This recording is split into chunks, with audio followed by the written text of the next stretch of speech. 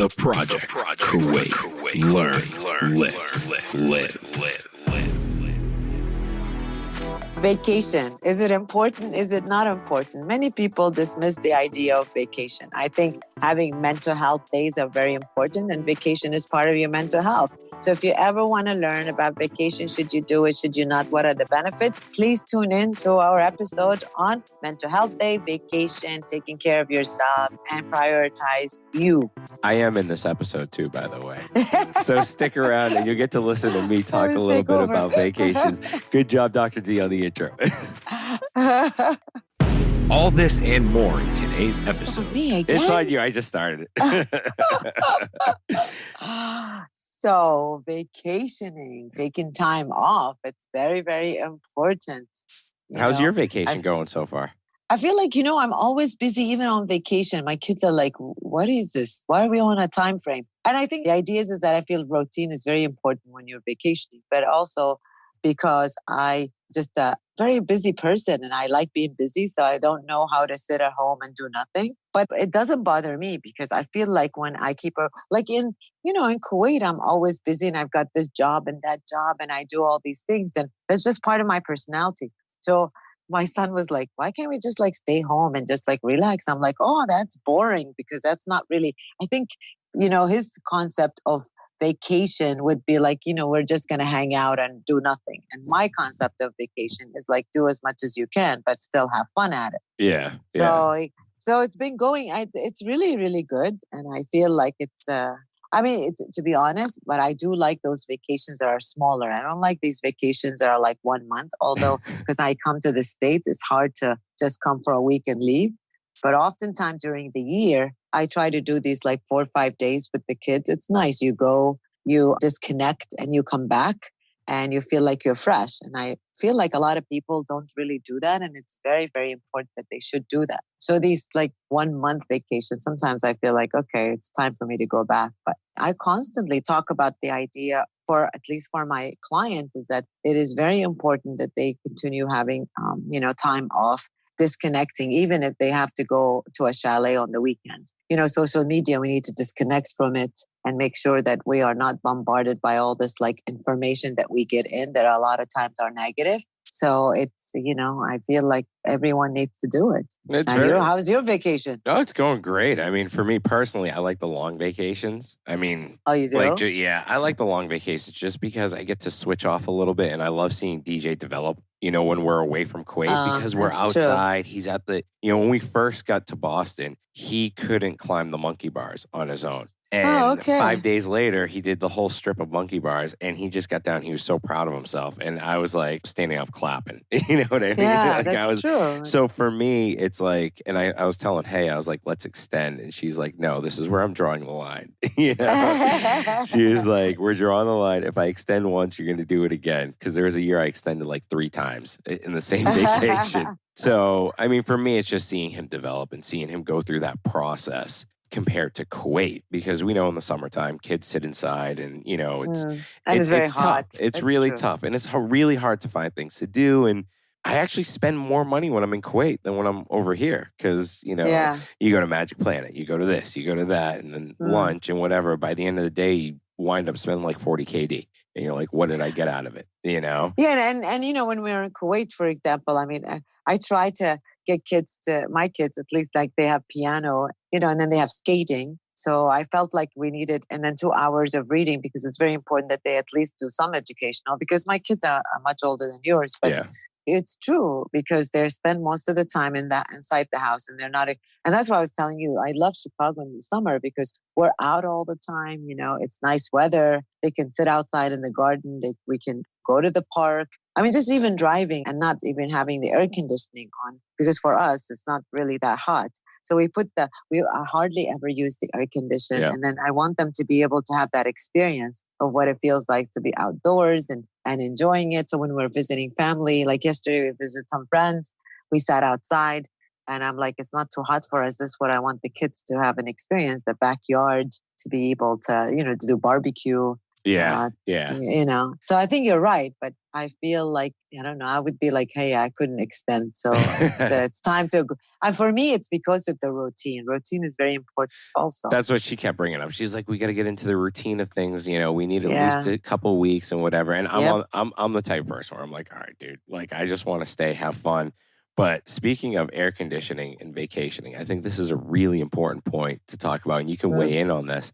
We walked in from the airport when we first got into Boston into the apartment we had rented, and there was no air conditioning. And we're talking, it was like 97 degrees, hot and humid in the city. It felt like it was 90 degrees inside the apartment. So obviously we got angry. We were pissed off, and we still don't have AC. So I'm still a little angry about that. Really? You don't? Whoa. No, I mean, it's been all right, but like we have no other choice. So we're sticking with it. But I looked at Haya like 2 or 3 hours later, and I said, look, we have two choices. We can either let this ruin our vacation or, whatever. We treat it like it is, and we continue to have a good time despite the fact that we're getting a few roadblocks. And luckily for us, like we kind of overcame that part. It's been great, And see, I like the way you changed the way you thought about it, because it's true. And you have these two different type of people. There were probably somebody else that would have had the same situation as you and be able to think about the worst and, got angry and had a fight with the owner and, have spent the first 10 days of their vacation wasting it on how angry they are because there is no air conditioning. And then you, on the other hand, which you brought a better perspective to it, is that saying, what can I do? This is the way the situation is. And, we don't have any other choice. So we're going to stick to it. Hopefully that, something could have changed. But for me, to be honest, in the sense of air conditioning, even the car, unless it's really, really hot or I'm on the phone and I can't handle there's a lot of noise and trucks and whatever, I feel like I tell the kids, we don't need air conditioning. We spend most of the time, I mean, think about it, 6 months of our time in Kuwait, we're using air conditioning. And even when you put the window down, you don't feel that fresh air. Here, I feel like, we should do something that we don't do, which is open the windows, experience the breeze. I like the way you've handled it. And hopefully it hasn't been too hot that you can open the windows. Oh, no, it was pretty brutal. I mean, we had a babysitter. We walked in. I started laughing afterwards because we walk in and she's just drenched in sweat. It gets that hot because we had like a really bad heat wave for a week in Boston. And I was just like, oh, this poor lady. She just like, it was brutal in the apartment. But again, what are you going to do about it? You could sit and complain all day and ruin your vacation, or you just pick yourself up and, okay, we got an apartment to treat it like a truck stop, so to speak. We're in and we're out. We're never here. So it's like... Yeah, that's right. And you're in and out. And the company we rented from, they're giving us 50% off every day without AC. Oh, wow. Let's see. You got so that makes up good out of it. That makes up for it. Like, that's all right. I told Haya she could go to Lululemon again or something. Shout out to Lululemon. They better sponsor us. Now you need, they should sponsor you. Now you can get fans and, have fans at night. During the day, it will, but at night probably it'll be comfortable not to have this air conditioning. Plus, imagine yourself, you're somewhere and, there's a lot of countries actually that don't really have good ACs. So you feel like, imagine yourself, you're in one of those countries and you have to live with that kind of a environment. And DJ is learning from you how to be adaptable and flexible. And I think that's very, very important, to be honest. Whenever we're going on vacation. Now, vacation is very important, but I feel like it's very important that we take these vacations that are not like 5-star kind of thing. A vacation is also important to bring us down to flexibility. It teaches us how to be adaptable. And these skills is hard to get if you're living in a comfortable environment, like a lot of times we do in Kuwait. So when you come there and you have to deal with something that's no air conditioning, where you have to walk or where you have to do many things that are very, very different, I feel like that really builds character, especially in our kids. For my kids, I feel like we have such an easy life in Kuwait, and I don't feel like they really have learned how to adapt to whatever situation. So every time something happened, I tell them, fine, this happened. Now, what can we do? I hate when people sit down and just complain about the situation without really trying to find resolution, because then I've spent a lot of time, wasted time for me, I'm just very adaptable. And maybe it's because of the field that I'm in. I don't want to be able to sit here and complain about it. So whenever I see my kids complaining, I'm like, okay, so yes, this is a bad situation. What can we do now to make it better? Well, how can we make it work, for our advantage? What can you do to adapt? And I think these skills are very, very important that we teach our kids, to be honest, in vacation. Because there are probably a lot of people like yourself that have gone to a vacation and anticipated something more and better. I mean, it happened in Missouri. My sister booked a hotel. We go into our room and the woman told us that the room was clean. I go in, the smell was terrible. There was cobweb on the ceiling. And I'm thinking, this is not a hotel. I cannot live like this with my kids. And it's not clean. Fortunately, we were able to switch to another hotel right away. But sometimes, like if I was thinking to myself, if everything was booked, especially like we went to a skating competition where everyone was there. So it's a state thing. It means a lot of hotels were booked. But thank God we found something else. And my son was like, what are you going to do, Mom, if we don't find? We'll just have to live with it. That not going to take away from the competition or the event that we need to do. Yes, sleeping probably would be uncomfortable for me, but we managed, right? And so it's the same thing with you. Yeah. But I mean, we don't want, I also don't want people to, sometimes maybe, I have clients that haven't flown because they have fear of flying. Oh, wow. Which is very common. I have one particular person I still remember is like two of them. One guy hasn't traveled for 6 years and he has to travel for his job. So a lot of times he is not able to do that. And so he's been stuck in Kuwait. And I have this other person, she hasn't flown for a long time. And maybe just, after working with her for a while, she had flown to a shorter distance to be able to get over her fear, and she managed. But a lot of times people either can't afford it or they feel like people minimize the need for vacation. And, I see that with a lot of my clients because like, oh, doc, I can't leave work. Even here, what I notice even in America, a lot of people I talk to, they don't take vacation because they have to work or, they feel like if they left their job, no one is going to do the job like them or no one will cover for them, which is, to be honest, it's BS and it's not true. Why? I mean, we always have this tendency to feel like if we left for a vacation, then things will fall apart. And we waste so much time, trying to make sure we control everything and we forget our sense of well-being. And then what happens is that, you get older, you're more tired, and then you realize life has passed you by and you haven't really enjoyed anything. And so the idea is that, even here, like when I talk to people, for us it's so common, like we take once a year vacation, at least in the summer, or we take, I take smaller ones. And we've been able to do that. But like in the US, a lot of times people don't take vacation or they'll take a time off for themselves, which is fine. I mean, you don't have to go to anything luxurious, but really making it very important that I should take a couple of days for myself. And in the US, it's so easy. Like you could take a road trip, you can go somewhere for the weekend. Yeah. And people really, it's so interesting. Like here, I've noticed people like, oh no, I don't have time to go on the weekend. No, I'm not going to drive. No, I can't leave my job. I just want to relax on the weekend and sit back and, do my own thing. When in reality, it's like, if you take that mental health day, you're going to feel a lot better afterwards. And, and I think really people need to start understanding. And who understands it is people like the ones I see that have like wasted all their time in their business, making it grow, or in their job, or feeling like, no, I can't leave because my manager won't allow me, not prioritizing themselves. And then by then they get older, they're still in the same job that they don't like, or even if they like, they feel like they really have not taken care of themselves. And then they get to a certain age where they're tired. They're starting to have a lot of physical problems. They have mental problems, and because they have not prioritized. And so on vacation, it's very important people to disconnect. And like I said, the idea of, do I disconnect for a week? Do I disconnect for a month? That's up to people. But disconnecting at least once a month, it's very, very important for people to understand. This is me time. I'm going to do all the things I need to do. I need to take a breather. Disconnecting from social media. Can you imagine? People still have a difficult time disconnecting. Like we always have to be on Wi-Fi. We always have to see what's happening around us. And that's like, take away the idea of, why am I on vacation? I need to be on vacation because I don't want to be watching or being congested with all this like information on even if it's good information or bad information. I don't want to be reading the news. I don't want to hear any of this. I want to be able to spend time with family. I mean, look at same thing you're saying. Like, I don't see my kids that much.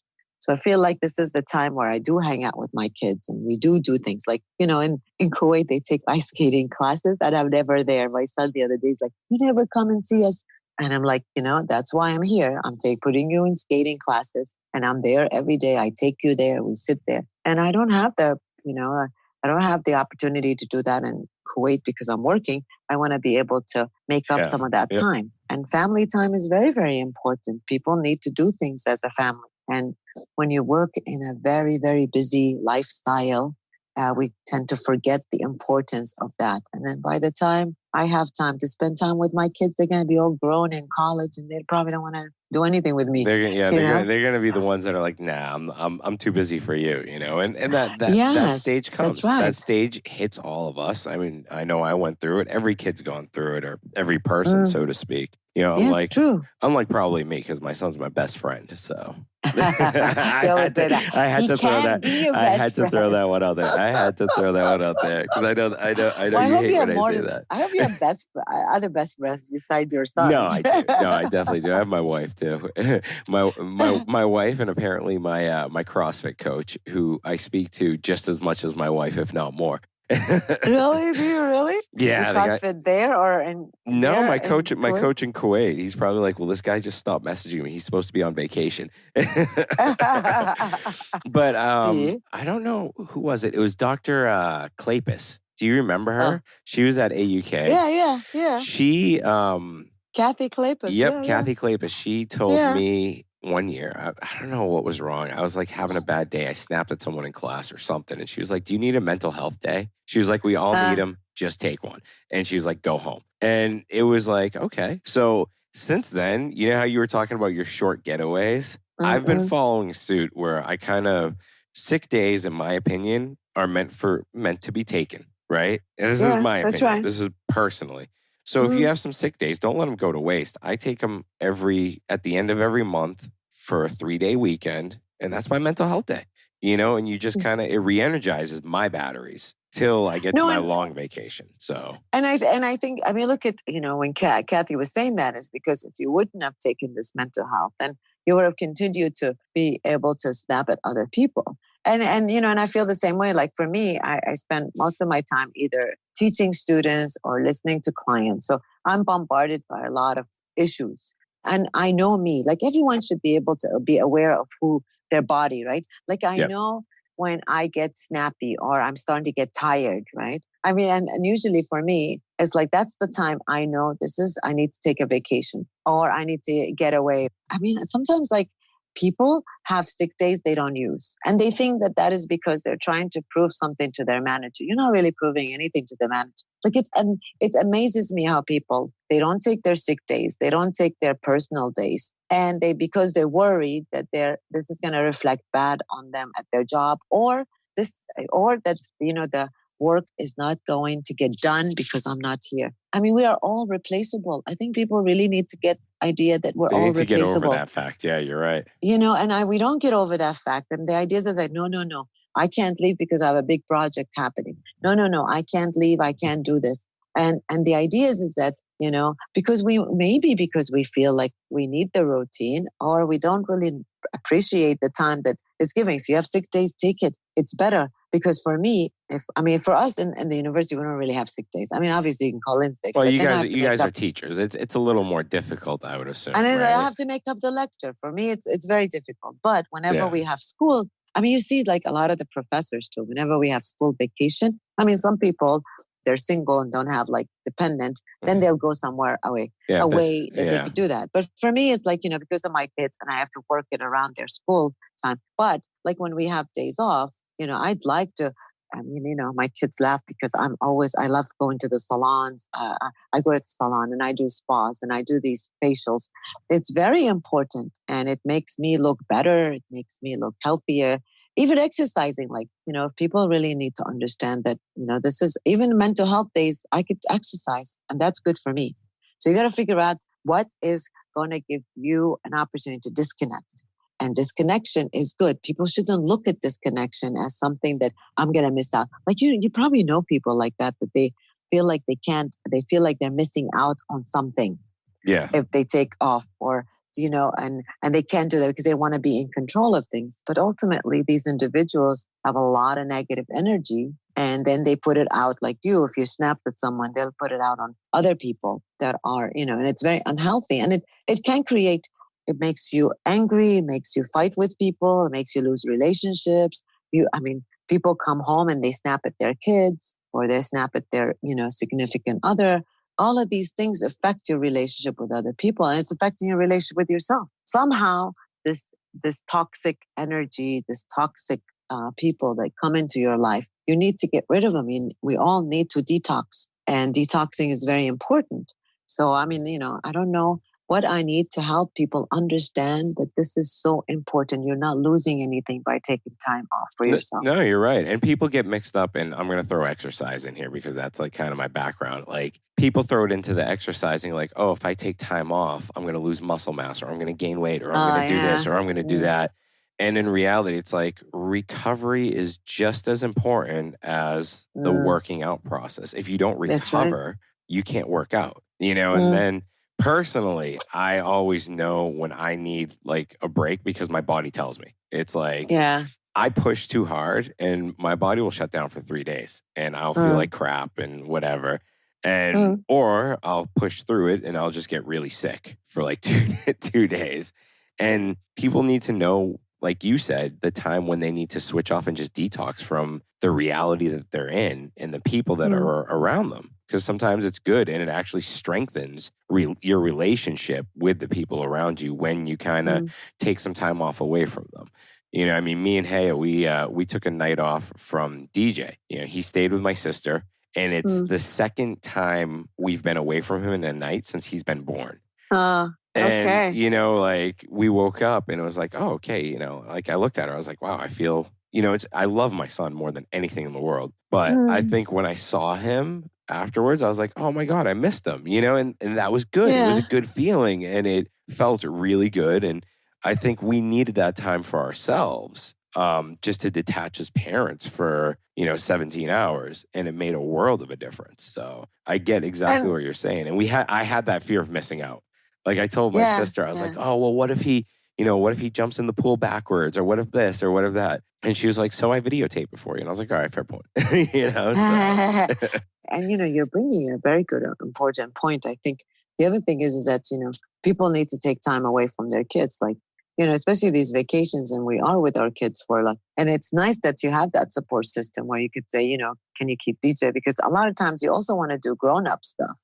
Yeah. And that, right now, most of your schedule is all with what DJ needs and wants and, the park, although you enjoy being with him, but still it's like DJ's time. Yeah. Summer and it has DJ. a lot of, exactly. And the thing is that has a lot to do with us feeling guilty as working parents, because I know I do that. Like I feel guilty as a working parent because I'm not home as often and I don't get to spend a lot of time. So when I come, to my summer vacation, most of the time I'm with them, but also I need time for myself.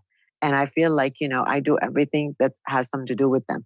Or I'll go out with my friends, but I'll bring them with me, for example. Or because my friends, I've known them forever and ever. So they've even seen them when they even knew me before they were born. So, but there are times that you have to decide that, this also goes along with, you needing time for yourself, like going out with the boys or needing time for herself, where you can switch back and forth of who should take care of DJ or, I think these things are very, very important. And I feel like a lot of times, even in Kuwait, it's like, in Kuwait, we've got that, the privilege of the idea of like, we have these domestic helpers that I could leave my kid with her and then be able to do some things for myself. But a lot of times, if you are feeling guilty like myself or feel like, oh, no, I can't leave them. The only day off I have, it's like the weekend. I have to be with them all the time. It's not really healthy because then I'm like snappy and I feel tired and I feel resentful because I can't do anything for myself and, and resentful with the idea like there's no opportunity for me. And then it's going to come back to I'll snap at them or I'll say something or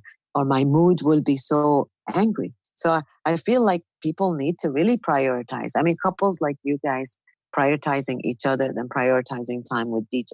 but also prioritizing something for yourself only and then for herself. You know, I was just teaching a family class in the summer, and, people were constantly asking me what would be the right thing, because, we have this mentality in Kuwait, and maybe even here, is when someone gets married, they forget they think that once you get married, that's it. He is going to be my best friend, and he's going to be my, my lover, and he's going to be everything for me. And then we forget about our friends that were with us even before we met this individual, right? Yep. And then, constantly my students ask me, well, doc, what do you think will be a balance? Because it's really just getting married doesn't mean that you have to bombard this person with you all the time. So I always tell my students, it's like the healthiest relationship is that when you have your friends and he has his friends, and then you have friends together or you do things together. And it's not a black-white kind of an issue. But I feel like in Kuwait, especially the girls, they don't really understand that. And even the guys, like they'll get married and they don't want to make any changes in their schedule, right? So they want to continue doing everything with the guys. And then she does everything with her family, and they're not doing enough with each other. And so I always say to them, look, it's nice to take these getaways, right, for each other. But it doesn't mean that he got married and he should not have any friends, or that you shouldn't have any friends.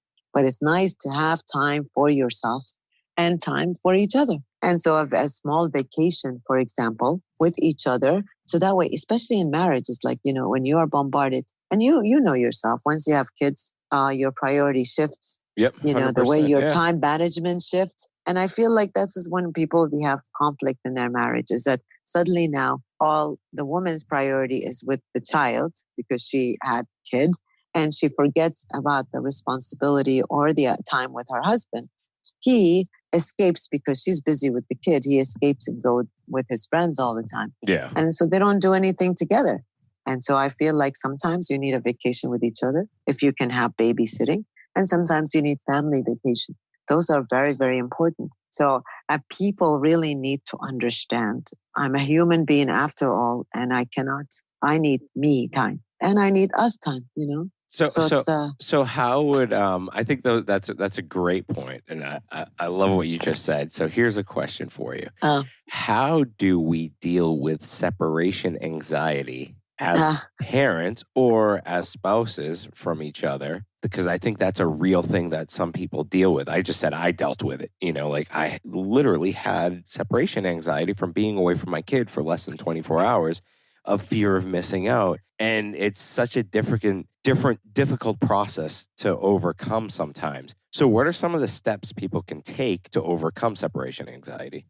Well, I mean, first of all, the idea is that you have to really understand the benefit of this separation. Like kids have separation anxiety when we take them to kindergarten first, and then they're panicky because they don't know if you're going to come back. And so, they're worried about that you'll forget about them or whatever. And the same thing with you is like, because you haven't done it that often. And now that you've done it once, right, you are going to be able to do it again because you realize it's not as bad as it is. What you really need to do, and what most people need to understand, is that separation anxiety is normal. Everyone is going to have separation anxiety when you haven't done it. But you also are teaching it. What are you teaching DJ now? That mom and dad also need time. He's learning. You're also teaching him how to survive without you for that 24 hours. So one of the first steps is that, first of all, people need to really make a priority that I'm going to leave my kid behind. And you're not the only one. Like I've heard a lot of people, especially when they're young. Because the thing is that my clients will say, but they're small and they cannot tell me if they're hurting or someone bothered them or someone, did something bad to them. But the idea is that if you start to already think these negative thoughts, then you're not going to be able to leave them because you're paranoid now that someone is going to harm your child and he's too small to explain to you. So the first step is that don't have these negative thoughts. What you really need to do is realize that this is beneficial for both of you. You and Haya were able to be able to stay with each other and do something. And you also had DJ bond with his aunt, right? So yes. Breathing. Yeah. So you constantly have to tell. So once you dropped him, you constantly have to say to yourself that I'm doing this is for us, I'm doing this for him. And this is a very important growing point for him. So if we remind ourselves of the benefit of why we are doing this, then definitely it will make more sense. But if I sit there and just tell myself this is bad, my kid is going to hate me. No kid is going to hate you. Actually, DJ is not even going to remember that you left him. DJ didn't even care. DJ didn't even care. That's what killed exactly. me. Like I called my sister. I sent her a message. She goes, just go enjoy yourself. Just go enjoy yourself. And then I called her and I'm like, can I talk to you? She's like, he doesn't even want to talk to you. She was like, he doesn't even want to talk to you. He's good. Just like, forget it, dude. And then next day, I was like, did he ask about us? And she was like, no. When he woke up, she's like, no, not even a word. And I looked at him, I was like, you're not that important. I know, right? And I looked at him, I go, DJ, do you want to spend another night at Auntie Melissa's house? Oh, yeah, Daddy, of course. Well, maybe it's because he woke up at like 8 o'clock in the morning or 7 in the morning. And, you know, this totally is good for them. He totally manipulated my sister and brother-in-law and got a popsicle at 8 o'clock in the morning. Like, see, that's why. But do you see how you've made it into a very tragic thing? And that you thought, see, but this is what happens with anxiety, right? Anxiety is all about fear. Yep. And it's fear of the unknown. So we create these scenarios in our head that our kid is going to cry and no one's going to listen to them, or he's going to need something and she won't understand. And we create this because we want to make ourselves feel so important that they can't live without us.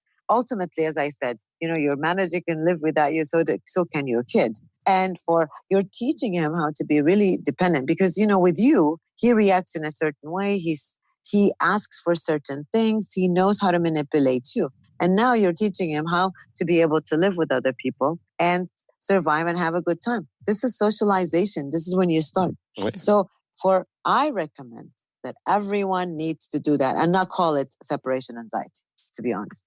Call it a growing pain because you need it. If you continue to not have time with Heya, then it's going to cause tension between you and her, which is going to affect DJ anyways. I'll have her listen to that part of the episode. Seriously, because the idea is that she also wants to feel that she's also important and that this relationship is important. And, the sad thing is like a lot of times people really do not pay attention to their relationship when they have kids because now the whole world is around this kid.